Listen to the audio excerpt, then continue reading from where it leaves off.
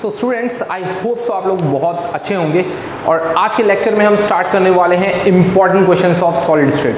तो solid state के जितने भी इंपॉर्टेंट क्वेश्चंस हैं उन क्वेश्चंस को हम कवर करेंगे। इंपॉर्टेंट इट मींस एक तो इंपॉर्टेंट और दूसरा थोड़े से हटके क्वेश्चंस, जो क्वेश्चन कई बार आप लोगों को टफ लगते हैं, उन क्वेश्चंस को हम कवर करेंगे आज के लेक्चर के अंदर। चैनल को अगर आपने अभी तक सब्सक्राइब नहीं किया हुआ है तो प्लीज चैनल को सब्सक्राइब करिए फर्स्ट। सो स्टूडेंट्स, हमारा आज का फर्स्ट क्वेश्चन है, analysis shows that the nickel oxide has the formula Ni0.9801. What fraction of nickel exists in Ni2 plus and Ni3 plus ion? तो सबसे पहले समझिए क्वेश्चन किसके ऊपर बेस है आपका। ये है आपका metal deficiency based, metal deficiency. क्योंकि यहां पे आप देख रहे होंगे कि निकल कम है as compare to the oxygen, तो इसे हम बोल सकते हैं मेटल की डेफिशिएंसी है। अब मेटल की डेफिशिएंसी कब होती थी? जब आप ये देखते हैं कि कोई भी मेटल जो उस कंपाउंड के अंदर यूज हो रहा है उसके पास एक से ज्यादा वैलेंसी है। लाइक जैसे यहाँ निकल यूज हो रहा है, लेकिन निकल यहाँ Ni2+ में भी है और Ni3+ में भी है, तो निकल की वजह से कहीं ना कहीं इसकी अलग अलग वैलेंसीज की वजह से कहीं ना कहीं मेटल डेफिशिएंसी डिफेक्ट क्रिएट हो रहा है। क्योंकि किसी भी कंपाउंड की अगर हम बात करें तो, या किसी भी मॉलिक्यूल की अगर हम बात करें तो वो हमेशा इलेक्ट्रिकल न्यूट्रल रहता है, और अगर कोई चीज इलेक्ट्रिकली न्यूट्रल है तो वहां पे आपको मेटल की डेफिशिएंसी देखने को मिलती है। तो अब देखिए इसे हम कैसे कर सकते हैं। तो सबसे पहले हम ये समझते हैं कि लाइक टोटल जो आपके पास निकल प्रेजेंट है वो कितना है, 0.98, और इस 0.98 में से कुछ पोर्शन Ni2+ का होगा, कुछ पोर्शन Ni3+ का होगा। तो इट मींस हमने लेट कर लिया है यहाँ पे, let the concentration of Ni2+, या फिर आप कह सकते हैं let the ions of Ni2+ be x। ये हमने कितने लेट कर लिए, x लेट कर लिए। तो डेफिनेटली Ni3+ की अगर हम बात करते हैं, then concentration of Ni3+ ion ये कितनी होनी चाहिए? तो टोटल कितना था निकल, 0.98, और उसमें से Ni2+ कितना है, x, तो बचा हुआ कितना हो जाएगा Ni3+। अब हम बात करते हैं इलेक्ट्रिकल न्यूट्रलिटी की। इसका मतलब जितना चार्ज कैटायन के पास होगा अगर उतना ही चार्ज अनायन के पास भी है तो ऐसा कंपाउंड होगा इलेक्ट्रिकल न्यूट्रल। तो इट मींस हम यहाँ पे कह सकते हैं कि अगर हम कंडीशन लगाए हमारी इलेक्ट्रिकल न्यूट्रलिटी की, तो उस सिचुएशन में हमें देखने को मिलता है जो भी चार्ज होगा on cation it should be equal to the charge of anion. अब कैटायन की अगर हम बात करें तो उसमें कौन है, निकल, और अनायन की अगर हम बात करें तो उसमें कौन होगा, ऑक्सीजन। अब निकल की कंसंट्रेशन कितनी थी, कितने आयंस थे निकल के, Ni2+ के x, और एक के ऊपर चार्ज कितना है 2+। कंसंट्रेशन कितनी है x, और इनटू में एक के ऊपर चार्ज कितना है 2+। आप चाहे तो यहाँ प्लस ना लेके सीधा 2 भी कर सकते हैं, प्लस। अब दूसरा कौन था कैटायन यहाँ पे, Ni3+, इसकी कंसंट्रेशन कितनी गिवन दी है आपको, 0.98 - x, और इसके ऊपर चार्ज कितना कैरी कर रहा है, 3। तो इसका मतलब ये टोटल चार्ज हो गया किसका, निकल का। कैटायन के अंदर Ni2+ भी आ गया और Ni3+ भी आ गया, and it should be equal to charge of anion. Anion की अगर हम बात करें तो कौन सा है, ऑक्सीजन, इसकी कंसंट्रेशन कितनी है 1, और इसे इनटू कर सकते हैं, इसका चार्ज कितना होता है -2, लेकिन आपको नेगेटिव और पॉजिटिव यहाँ पे इंडिकेट नहीं करने पड़ते, तो इट मींस आप यहाँ पे क्या लिख सकते हैं 2। अब यहाँ से इसे सॉल्व करके this one is like 2x plus इसे 3 से मल्टीप्लाई करिए। अगर आप 0.98 को 3 से मल्टीप्लाई करेंगे तो कुछ ना कुछ वैल्यू आएगी, और वो कितनी वैल्यू आएगी, I think it may be around 2.94। तो ये वैल्यू हो जाएगी 2.94, और माइनस ये हो जाएगा 3x, and it is equal to 2। अब बस कुछ नहीं करना है, यहाँ से x की वैल्यू निकालनी है। आप जानते हैं 2x में से अगर आपने सब्ट्रैक्ट कर दिया 2x minus 3x, and this one is like 2, इस तरफ लेकर 2.94, तो यहाँ पे बच गया माइनस में 0.94, 0.94। ये सब्ट्रैक्ट करने के बाद यहाँ वैल्यू आ गई, और यहाँ वैल्यू कितनी आ गई, -x, x कैंसिल आउट हो गया, मतलब नेगेटिव से नेगेटिव कैंसिल आउट हो गया, x की वैल्यू आ गई 0.94। तो इसका मतलब ये अमाउंट किसका है, x किसका था, Ni2+ का। तो इट मींस Ni3+ कितना होगा यहाँ पे, Ni3+ होगा 0.98 माइनस x, इसका मतलब 0.98 माइनस 0.94, तो वैल्यू कितनी हो जाएगी यहाँ पे हमारे पास 0.04। तो ये हमारी कंसंट्रेशन आ गई Ni2+ की, और ये कंसंट्रेशन आ गई Ni3+ की। लेकिन क्वेश्चन के अंदर एक और चीज पूछी थी, फ्रैक्शन ऑफ निकल। आपसे पूछा है फ्रैक्शन ऑफ निकल, तो फ्रैक्शन में अगर हम इसे निकालें तो अगर हम निकालते हैं फ्रैक्शन ऑफ Ni2+, तो फ्रैक्शन का मतलब क्या होता है, उसका कितना अमाउंट था और उसको हम कंपेयर कर रहे हैं with the total amount. It means Ni2+ का टोटल अमाउंट कितना है 0.94, और टोटल निकल आपको कितना गिवन दिया था 0.98। तो जब आप इसे डिवाइड करेंगे तो क्या आ जाएगा, फ्रैक्शन Ni2+ का। सिमिलरली अगर हमें निकालना होगा फ्रैक्शन ऑफ Ni3+, तो इस सिचुएशन में Ni3+ की जो वैल्यू आई है आपके पास that is 0.04. So this one is like 0.04 divided by total निकल था कितना 0.98. So this is the fraction of Ni2+ and Ni3+. तो अब हम समझते हैं हमारा दूसरा इंपॉर्टेंट क्वेश्चन. देखिए ये क्वेश्चन बहुत बार सीबीएसई में आ चुका है. Aluminium crystallised in a cubic close packed structure. Its metallic radii is 125 picometer. What is the length of the side of unit cell? तो सबसे पहले आपको ये दिया हुआ है कि एल्यूमिनियम जो है वो क्रिस्टलाइज होता है किसमें, कैसा स्ट्रक्चर फॉर्म करता है, सीसीपी. सीसीपी स्ट्रक्चर का मतलब हो गया क्यूबिक क्लोज पैकिंग. तो आपको पता है ये किसका पार्ट होता है, एफसीसी का, फेस सेंटर्ड का. इसका मतलब अगर कहीं लिखा हो एचसीपी हेक्सागोनल क्लोज पैकिंग या फिर लिखा हो सीसीपी क्यूबिक क्लोज पैकिंग, तो ये किसका पार्ट होता है, एफसीसी का, मतलब फेस सेंटर्ड सेल का. ठीक है. अब आपको दिया हुआ है कि इसका रेडियाई कितना है 125 पिकोमीटर. तो आपसे पूछा है what is the length of the side of unit cell. तो हमने कई सारे ऐसे क्वेश्चंस किए हैं और उन क्वेश्चंस के अंदर हमने कुछ फॉर्मूले यूज किए हैं regarding the relation between the side and the radius, और वो भी किसके लिए, सीसीपी के लिए. तो वो रेडियस और जो साइड के बीच का रिलेशन होता है that is a is equal to 2√2r. इसको हम डिराइव कर चुके हैं जब हमने निकाली थी एफिशिएंसी, पैकिंग एफिशिएंसी एफसीसी की. तो उसके अंदर हमने फॉर्मूला डिराइव किया हुआ है. So this is like a is equal to 2√2r. अब इस सिचुएशन में देखिए आपको क्वेश्चन के अंदर रेडियस पता है, तो रेडियस की वैल्यू कितनी है, पिकोमीटर में आपको गिवन दी है. इट मींस हम कह सकते हैं r is equal to 125 into 10⁻⁻12 meter in terms of picometer. Now अगर आपको साइड निकालें तो just a is equal to 2√2r.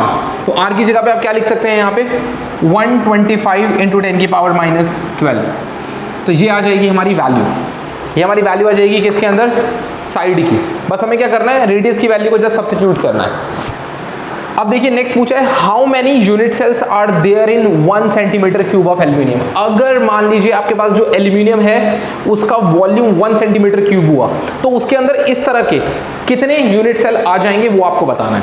तो सबसे पहले आप ये समझिए कि अगर किसी यूनिट सेल की साइड ये हुई तो उसका अपना खुद का वॉल्यूम कितना होगा. तो देखिए यहाँ पे आपको जो वैल्यू दी है ना वॉल्यूम की, वो कितनी दी है, सेंटीमीटर क्यूब में दी है, और ये मीटर में है. तो इसको भी किस में कन्वर्ट कर दीजिए, सेंटीमीटर में. तो अगर इसे सेंटीमीटर में हम कन्वर्ट करेंगे मीटर को सेंटीमीटर में, तो क्या करना पड़ेगा, 100 से मल्टीप्लाई. और 100 से मल्टीप्लाई करेंगे तो इसका मतलब this is like 2√2 into 125 into 10⁻⁻12 और इंटू में 100 मतलब 10⁻2 -12 है और ये कितना है 2. तो इसका मतलब यहाँ से 2 जीरो कम हो जाएंगे तो यहाँ पे आपको 10 देखने को मिल जाएगा. तो 12 की जगह पे क्या हो गया, 10 हो गया. तो ये वैल्यू आ गई हमारी कहाँ पे, सेंटीमीटर में. तो चलिए अगर आपके पास साइड हुई क्यूब की ऐसी तो उसका वॉल्यूम कितना होगा. तो आपने पढ़ा है वॉल्यूम ऑफ क्यूब. अच्छा जो मल्टीप्लिकेशन का काम है वो मैं छोड़ दूंगा, वो आप लोग खुद कर लेना. तो वॉल्यूम ऑफ क्यूब कितना हो जाएगा, a क्यूब. तो a की वैल्यू है 2√2 इंटू 125 इंटू 10⁻⁻10 और इसका हम क्या करेंगे, क्यूब निकाल लेंगे. जैसे हम इसका क्यूब निकाल लेंगे तो यहाँ से क्यूब निकालने के बाद ये क्या निकल जाएगा, वॉल्यूम ऑफ क्यूब निकल जाएगा. तो ये हमने वैल्यू निकाली वॉल्यूम ऑफ क्यूब की. कब निकाली है वैल्यू, ये तब निकाली है जब हमारे पास साइड इतनी होगी. तो इसने पूछा है कि इस तरह के वॉल्यूम ऑफ क्यूब मतलब इस तरह के यूनिट सेल कितने प्रेजेंट होंगे किसके अंदर, 1 सेंटीमीटर क्यूब ऑफ एल्यूमिनियम के अंदर. तो अगर हमें निकालना है सेकेंड पार्ट के अंदर नंबर ऑफ यूनिट सेल्स, तो हमारे पास टोटल वॉल्यूम कितना प्रेजेंट है एल्यूमिनियम का, 1 है. और इसका वॉल्यूम ऑफ क्यूब, इस तरह का जो आपको क्यूब दिया है उसका वॉल्यूम कितना है. तो ये हमने वैल्यू निकाली हुई है. आप इसको डिवाइड करेंगे तो यहां से हमें कितना निकल जाएगा, नंबर ऑफ यूनिट सेल्स कितने होंगे. इसका मतलब टोटल वॉल्यूम अपॉन में volume of 1 unit cell divide करने से हमें क्या मिल जाएंगे, number of unit cell. So I hope so यहां तक आपको क्लियर हो चुका होगा. This is your question number 2. So अब समझते हैं हमारा थर्ड इंपॉर्टेंट क्वेश्चन. देखिए क्वेश्चन दिया है if NaCl is doped with 10⁻³ mole% of SrCl2 what is the concentration of cation vacancies. तो सबसे पहले तो क्वेश्चन समझ लेते हैं. ये हमारे डिफेक्ट से रिलेट करता है. कौन सा डिफेक्ट यूज होता है यहाँ पे, इम्प्योरिटी डिफेक्ट. इम्प्योरिटी डिफेक्ट आप समझ सकते हैं. मान लीजिए यार यहाँ पे NaCl का क्रिस्टल है. कौन सा क्रिस्टल है, NaCl का क्रिस्टल है. अब मान लीजिए ऐसा कुछ NaCl का क्रिस्टल है, ऐसे हमने बना लिया है और यहाँ पे हमने ऐड किया है, डोप किया है किसको, SrCl2 को. इसको डोप किया है, कितना परसेंट किया है, 10⁻³ मोल%, इतना डोप किया है. तो आप समझिए जैसे आपको बताया था कोई भी जो क्रिस्टल होता है आपका वो हमेशा न्यूट्रल होता है. तो अगर ये एक SR के ऊपर चार्ज कितना होता है, +2. अगर ये एक SR इस क्रिस्टल के अंदर आएगा तो Na पे तो चार्ज कितना था, प्लस. तो तो अगर एक एसआर यहाँ पे ऐड हुआ तो इसके चार्ज को बैलेंस करने के लिए यहाँ से कितने Na निकलेंगे? 2। अगर एक एसआर यहाँ पे हम ऐड करते हैं तो 2 Na निकलेंगे, क्योंकि एक Na पे सिर्फ एक ही चार्ज था, +1। अब इस सिचुएशन में एक एसआर ने क्या किया, एक Na की जगह को ऑक्यूपाई कर लिया, लेकिन यहाँ से Na कितने निकले थे? 2। तो इसका मतलब एक स्पेस खाली रह गया, और ये जो Na था इस पे पॉजिटिव चार्ज था, मतलब ये कैटायन था, तो यहाँ पे क्या हो गई, एक कैटायनिक वैकेंसी क्रिएट हो गई। आई होप से बात क्लियर हो रही होगी। इट मींस अगर मैं एक SrCl2 को ऐड करूंगा तो एक कैटायनिक वैकेंसी वहां क्रिएट हो जाएगी, तो 2 SrCl2 को ऐड करेंगे तो 2 कैटायनिक वैकेंसी क्रिएट हो जाएगी। सो देखिए इस क्वेश्चन के अकॉर्डिंग अगर हम चले तो इस क्वेश्चन में देखिए आपको दिया हुआ है 10⁻³ मोल ऑफ SrCl2, इतना डोप्ड हो रखा है, तो इट मींस टोटल परसेंटेज कितनी होती है? 100। तो हम कंसिडर कर लेते हैं, लेट कंसंट्रेशन ऑफ NaCl कितना है? 100 मोल। अगर 100 मोल NaCl है, क्योंकि टोटल परसेंटेज कितनी होती है? 100, तो उसके अंदर डोप्ड SrCl2 कितना डोप्ड है? 10⁻³ इतना मोल जो है ये डोप हो रखा है किसके अंदर? 100 मोल के अंदर। तो अगर मैं 1 मोल की बात करूं तो it means 1 mole of NaCl contain number of moles of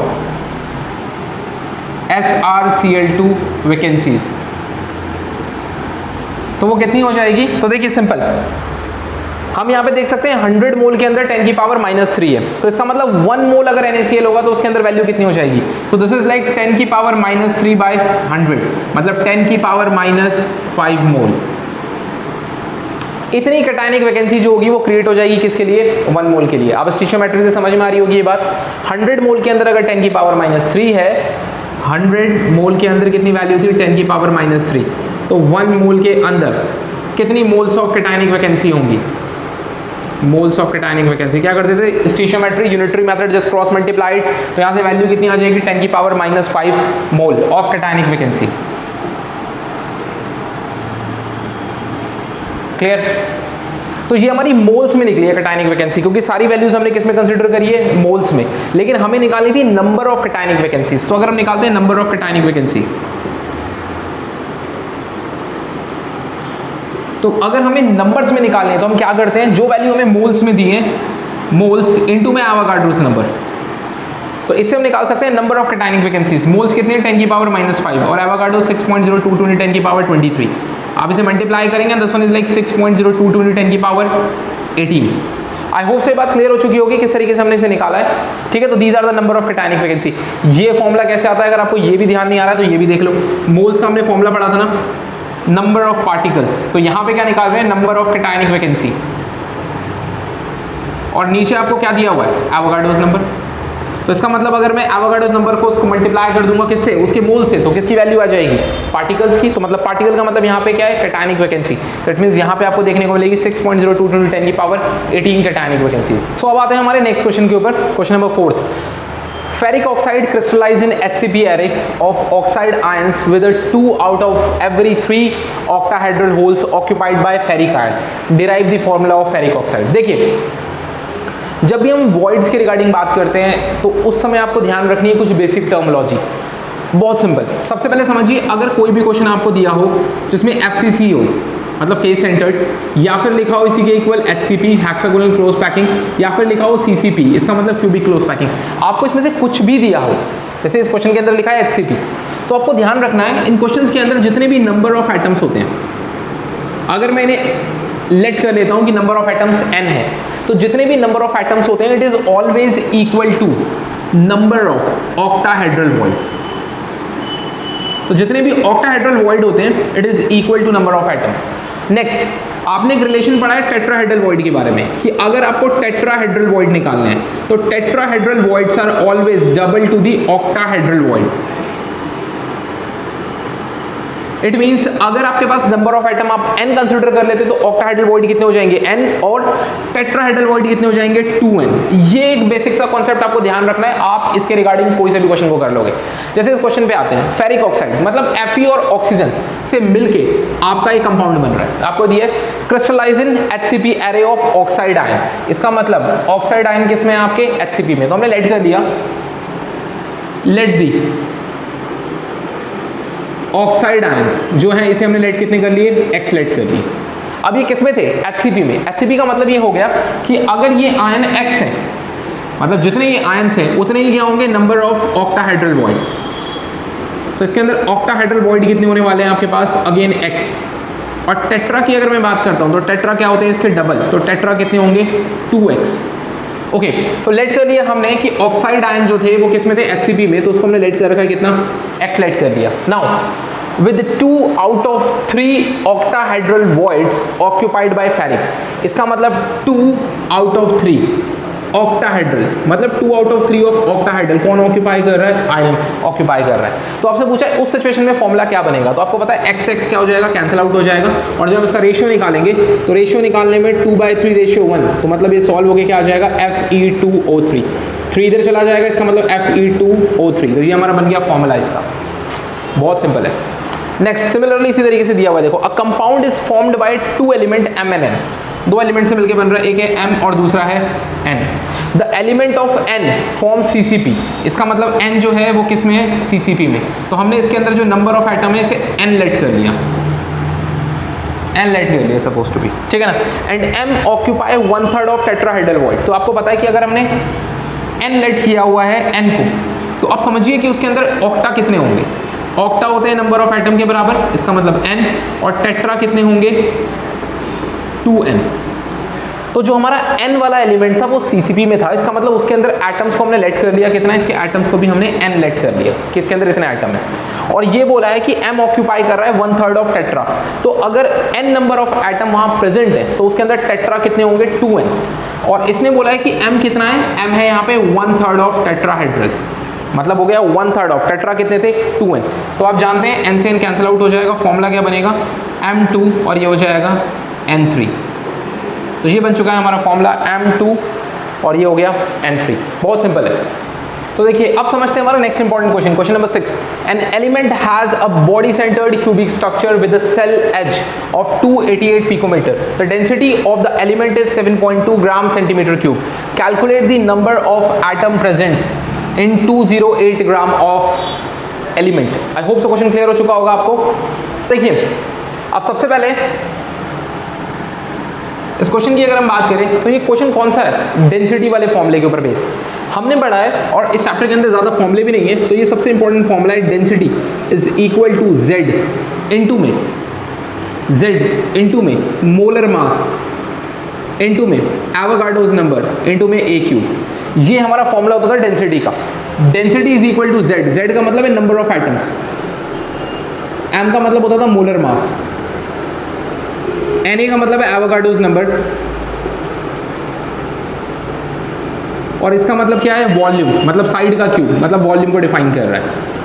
okay अब इस क्वेश्चन में ये बोला है एक एलिमेंट है जो BCC में है, बॉडी सेंटर्ड में, सेल एज मतलब उसकी साइड जो आपको गिवन दी है 288 पिकोमीटर, डेंसिटी आपको गिवन दी हुई है 7.2 ग्राम पर centimetre cube. Calculate the number of atom present in 208 gram of element. आपसे 208 ग्राम के अंदर पूछा है कितने एटम प्रेजेंट होंगे। तो सबसे पहले क्या करिए, इस क्वेश्चन के अंदर निकालिए इसका मोलर मास। जितना भी किसी का मोलर मास होता है एक्चुअली वो डिफाइन किसको करता है, 1 मोल को। तो इट मीन सबसे पहले आप क्या करिए, मोलर मास निकालिए। अब देखिए इस फॉर्मूले के अकॉर्डिंग आते हैं, तो पहले बात करते हैं डेंसिटी की। सॉल्व नहीं करूंगा, सारी वैल्यू सब्स्टिट्यूट करूंगा, सॉल्व आप कर लेना ताकि टाइम वेस्ट ना हो। डेंसिटी की अगर हम बात करें तो डेंसिटी आपको गिवन दी है 7.2, ये हमारी डेंसिटी की वैल्यू है। Z का मतलब होता है नंबर ऑफ एटम, और आपको पता है ये BCC है, तो बॉडी सेंटर्ड के अंदर Z की वैल्यू कितनी होती है, 2। 2 एटम होते हैं, एक तो जो कॉर्नर्स पे होते हैं उनसे मिला के एक एटम बनता है, और एक बॉडी के सेंटर पे होता है, तो टोटल एटम कितने होते हैं, 2। तो Z की वैल्यू यहाँ पे कितनी है, 2, तो इसका मतलब हमने यहाँ लिख दिया 2। मोलर मास हमें निकालना है, हमने लिखा कैपिटल M। एवोगाड्रोस नंबर 6.022 × 10 की पावर 23, और A का मतलब है साइड, साइड आपको गिवन दी है 288 पिकोमीटर। पिकोमीटर में थोड़ा ध्यान दीजिए, तो इसका मतलब A की वैल्यू है 288 पिकोमीटर, मतलब 10 की पावर -12 मीटर। लेकिन जो आपको डेंसिटी गिवन दी है वो सेंटीमीटर के हिसाब से, तो इसको भी सेंटीमीटर में चेंज कर दीजिए। तो इसका मतलब क्या होगा, आप इसको 100 से मल्टीप्लाई कर देंगे तो यहाँ वैल्यू कितनी हो जाएगी, 10 की पावर -10 सेंटीमीटर। तो इट मीन्स हमने यहाँ लिख दिया 288 × 10 की पावर -10, और ये हो गया क्यूब। आप इसे सॉल्व करेंगे पूरे को, और सॉल्व करने के बाद ये इधर जाएगा 6.022 × 10 की पावर 23, फिर इधर जाएगा मल्टीप्लाई में 288 × 10 की पावर -10 इसका क्यूब, और नीचे आ जाएगा 2। इससे हम क्या निकाल लेंगे, मोलर मास। तो यहाँ से निकल जाएगा आपका मोलर मास। अब एक्चुअली मुझे वैल्यू पता है इसकी, वैल्यू कुछ 56.4 समथिंग ऐसी कुछ वैल्यू आती है इसकी, 56.4। तो ऐसी कुछ वैल्यू आने वाली है इसकी मोलर मास की। ओके, ये वैल्यू आती है इसकी मोलर मास की। अब ध्यान से समझिए, किसी का जो भी मोलर मास होता है, this molar mass is equal to 1 mole, वो 1 मोल को डिफाइन करता है हमेशा। तो इट मींस हम ये समझ सकते हैं कि 1 मोल के अंदर कितने पार्टिकल्स प्रेजेंट होते हैं, एवोगाड्रोस नंबर जितने। इट मींस 6.022 into 10 की पावर 23। इट मींस अगर मैं 56.4 ग्राम की बात करूं जिसका मोलर मास था, इसके अंदर कितने एटम्स प्रेजेंट होंगे, 6.022 into 10 की पावर 23 एटम प्रेजेंट होंगे। तो आपसे क्वेश्चन के अंदर ये पूछा है कि अगर ये एलिमेंट 208 ग्राम का हुआ, इट मींस अगर ये 208 ग्राम का हुआ, तो उसके अंदर कितने एटम्स प्रेजेंट होंगे वो हमें यहाँ से निकालना था। So just cross multiplied unitary method हम यूज करेंगे, इसे इजीली निकाल सकते हैं। इट मींस जो हमारे नंबर ऑफ एटम्स होंगे, this number of atom is equal to, ये इससे मल्टीप्लाई होगा 6.022 into 10 की पावर 23 इनटू में 208, और ये क्या हो जाएगा, नीचे आ जाएगा। It mean this is like 56.4। यहाँ से सॉल्व करने के बाद जो भी आपका आंसर आएगा, these are the number of atom present in 208 gram of element. I hope so आप लोगों को इस चैप्टर के रिगार्डिंग कुछ इंपॉर्टेंट क्वेश्चंस पता लग गए होंगे, किस तरह के क्वेश्चंस आपके एग्जाम में पूछे जाते हैं और कौन से थोड़े से ट्रिकी क्वेश्चंस होते हैं, और बाकी करेंगे हम नेक्स्ट क्लास के अंदर।